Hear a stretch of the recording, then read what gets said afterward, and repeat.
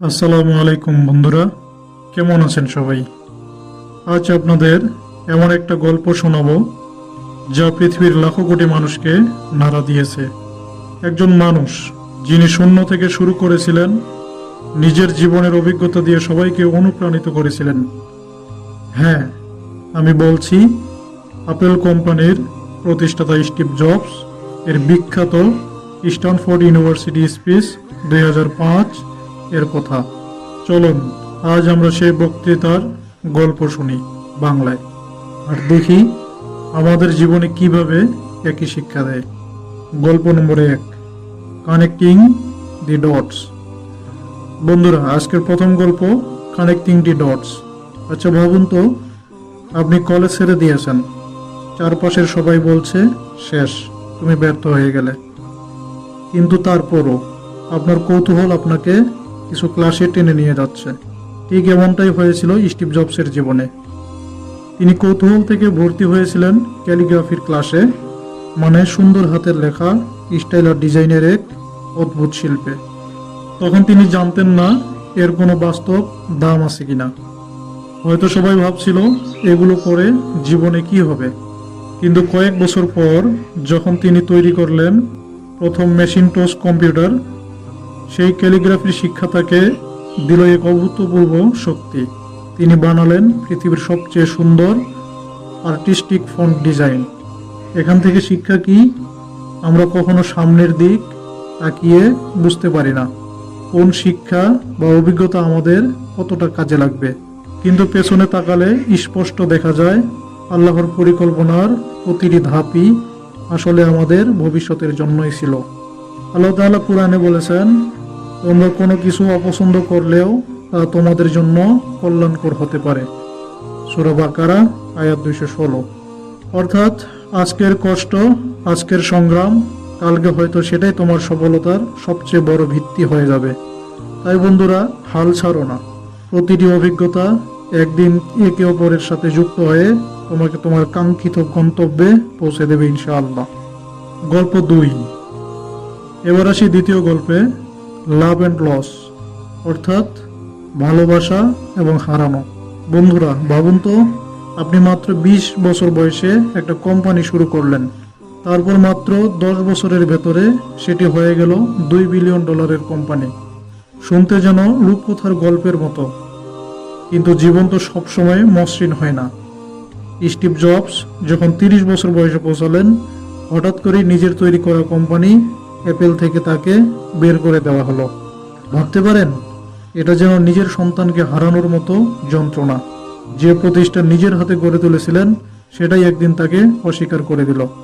প্রথম দিকে তিনি ভেঙে পড়েছিলেন, মনে হয়েছিল সব শেষ, কিন্তু সময়ের সাথে তিনি একটি জিনিস উপলব্ধি করলেন, আমি এখনো আমার কাজকে ভালোবাসি। এই ভালোবাসাই তাকে আবার নতুন করে দাঁড় করালো। তিনি শুরু করলেন নতুন দুটি উদ্যোগ, নেক্সট আর পিকজার। পিকজার এর নাম নিশ্চয়ই শুনেছেন। হ্যাঁ, এখান থেকে তৈরি হয়েছিল বিশ্ববিখ্যাত টয় স্টোরি মুভি। আর ধীরে ধীরে পিকজার হয়ে উঠল বিশ্বের সেরা অ্যানিমেশন স্টুডিও।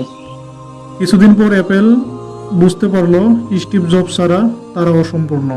তারা আবার তাকে ফিরিয়ে নিল, আর তার হাত ধরেই শুরু হলো নতুন এক যুগ, আইফোন, আইপ্যাড আর আইপড এর যুগ। এখান থেকে আমরা কি শিখলাম?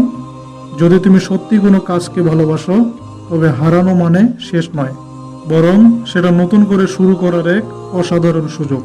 আমাদের প্রিয় নবী হযরত মুহাম্মদ সাল্লাল্লাহু আলাইহি ওয়াসাল্লাম বলেছেন, আল্লাহ ভালোবাসেন যখন তোমাদের কেউ কোনো কাজ করে তা সুন্দরভাবে সম্পূর্ণ করে। আল বাইহাকি। অর্থাৎ কাজকে ভালোবাসো, মন দিয়ে করো, তাহলে আল্লাহ তাতে বরকত দেবেন। তোমার হারের মধ্যে লুকিয়ে থাকবে নতুন করে জেতার শক্তি। গল্প নম্বর 3। বন্ধুরা, এখন আসি তৃতীয় আর শেষ গল্পে, অর্থাৎ ডেথ মানে মৃত্যু।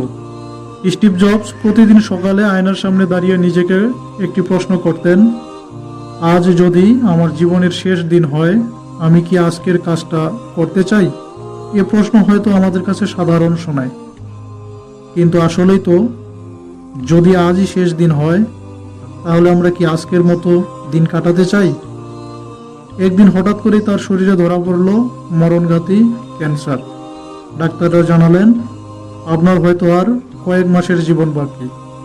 ভাবুন তো, সফলতা, টাকা, খ্যাতি সব কিছু আছে, তবুও যখন মৃত্যুর সামনে দাঁড়িয়ে যায় তখন সব কিছু কত তুচ্ছ মনে হয়। যদিও পরে চিকিৎসার মাধ্যমে তিনি কিছুটা সুস্থ হয়ে উঠেছিলেন, কিন্তু সেই অভিজ্ঞতা তাকে একটি গভীর শিক্ষা দিয়েছিল। মৃত্যু হলো জীবনের সবচেয়ে বড় শিক্ষক, কারণ মৃত্যু আমাদের মনে করিয়ে দেয় আমাদের সময় সীমিত, অহংকার করার কিছুই নেই, আর মানুষের কথার ভয়ে সময় নষ্ট করার কোনো সুযোগ নেই। মৃত্যু শেখায় আজ যা করার আছে সেটাই এখনই করো। যাকে ভালোবাসো তাকে আজই বলো, আল্লাহর ইবাদতে আজই মন দাও, কারণ হয়তো আগামীকাল আর আসবেই না। আল্লাহ তাআলা কোরআনে বলেছেন, প্রত্যেক প্রাণীকে মৃত্যুর স্বাদ গ্রহণ করতে হবে। রাসূলুল্লাহ সাল্লাল্লাহু আলাইহি সাল্লাম বলেছেন, আনন্দ ধ্বংসকারী জিনিস অর্থাৎ মৃত্যু বেশি বেশি স্মরণ করো। মানে কি? মৃত্যুকে স্মরণ করলে জীবনকে সঠিকভাবে ব্যবহার করতে পারি। তখন আমরা সময়কে অপচয় করব না, অন্যায় করব না, অহংকার করব না, বরং প্রতিটি মুহূর্ত হবে আল্লাহর সন্তুষ্টির পথে এগিয়ে যাওয়ার সিঁড়ি। তাই বন্ধুরা, মৃত্যু ভয় পাওয়ার জন্য নয়, বরং আমাদের জাগিয়ে তোলার জন্য। যেদিন এই সত্যিকে হৃদয়ে গ্রহণ করতে পারবো, সেদিন থেকেই শুরু হবে আমাদের জীবনের আসল পরিবর্তন, ইনশাআল্লাহ। বন্ধুরা, আজকে আমরা দেখলাম স্টিভ জবসের জীবন থেকে আমরা 3টি বড় শিক্ষা পাই। 1. কানেক্টিং দি ডটস, ছোট অভিজ্ঞতাগুলো একদিন বড় সাফল্যে পরিণত হয়। 2.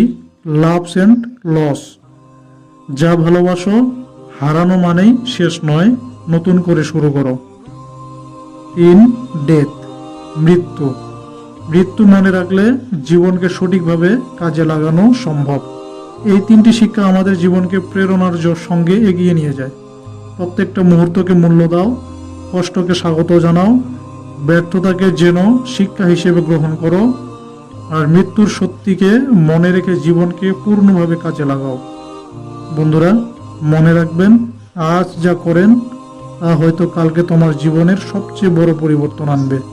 কুরআন ও হাদিস আমাদের শিক্ষা দিয়েছে, সময়কে নষ্ট করো না, ভালোবাসা মনোযোগ দিয়ে করো, আর সব কিছুর পেছনে আল্লাহর পরিকল্পনা আছে। এই 3টি গল্প শুধু স্টিভ জবসের জীবনের নয়, এগুলো আমাদেরও জীবনে সফল ও অর্থপূর্ণ হতে সাহায্য করবে।